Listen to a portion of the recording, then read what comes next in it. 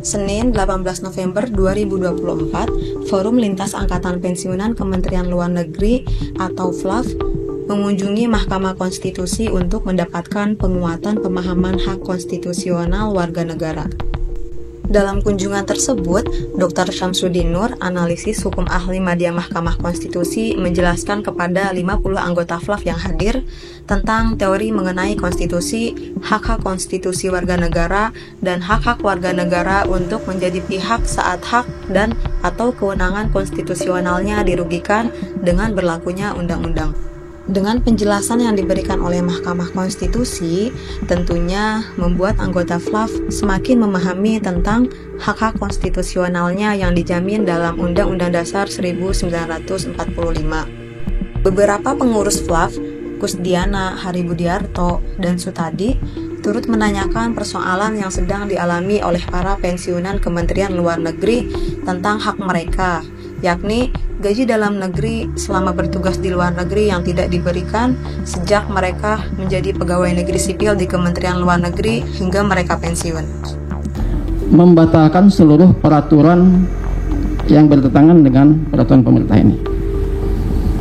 Tapi setelah ada peraturan itu, kemudian undang-undang itu, gaji kami tetap tidak dibayarkan.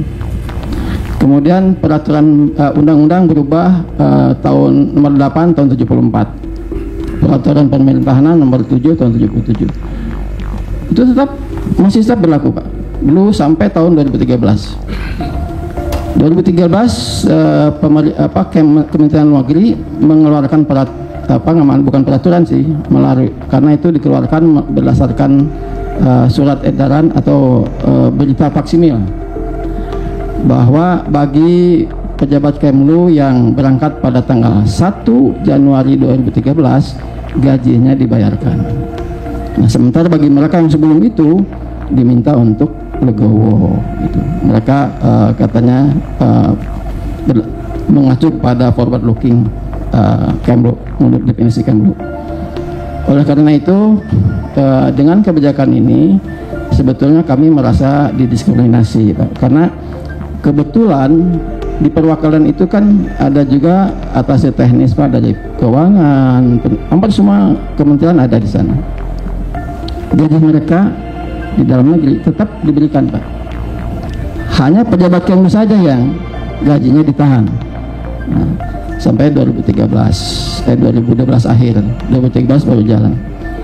Oleh karena itu dikaitkan dengan materi Bapak, kira-kira ini menyangkut di hak konstitusional yang mana? Tadi ada sedikit Bapak singgung mengenai masalah hak hidup, kemudian hak untuk melakukan pekerjaan.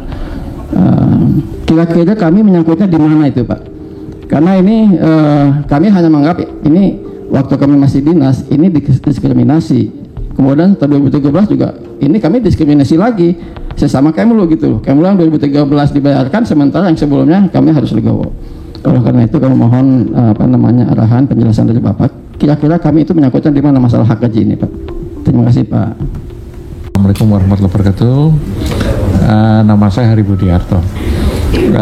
Saya pensiun Kementerian Luar Negeri pada tahun 2016 kemarin. Kebetulan tadi semua pertanyaan sebenarnya sudah diarahkan oleh Pak Ketua tadi sebenarnya. Tapi saya hanya menyinggung sedikit masalah bahwa kami sebagai warga negara tadi kami ada hak konstitusi. Dan di situ kami melihat apakah ada yang tadi disampaikan Pak Ketua tadi, apakah ada pelanggaran HAM-nya, apakah HAM-nya itu bisa masuk ke dalam ranah yang konstitusi ini, Pak. Jadi di situ semakin yakin bahwa ini adanya kealpaan atau kesalahan dari Kementerian Luar Negeri yang harus kira-kira diperbaiki. Oleh karena itu kami mohon arahan dari Pak pembicara, Pak narasumber, untuk bisa kira-kira mencari jalan keluar, Pak, agar masalah ini bisa diketahui pimpinan atau bagaimana sehingga bisa dikoreksi sehingga hak-hak konstitusi kita bisa dipenuhi. Demikian, Pak. Terkait dengan penjelasan Bapak tadi yang sedikit banyak sudah disampaikan oleh Pak Kusdiana, apakah di dalam masalah gaji ini ada semacam peraturan atau ketentuan bahwa gaji itu bisa kadaluarsa, Pak?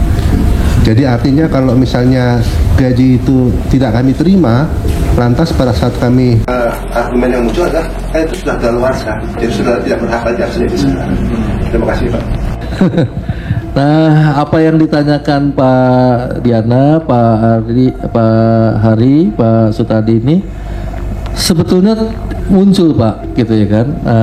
Jadi bagaimana Bapak mengelaborasi misalnya hak tentang gaji tadi, gitu ya kan. Apakah di Undang-Undang Dasar diatur? Karena materi muatan Undang-Undang Dasar tidak dibuat rigid, tidak dibuat sangat detail, gitu ya Pak. Maka dia dibuat umum.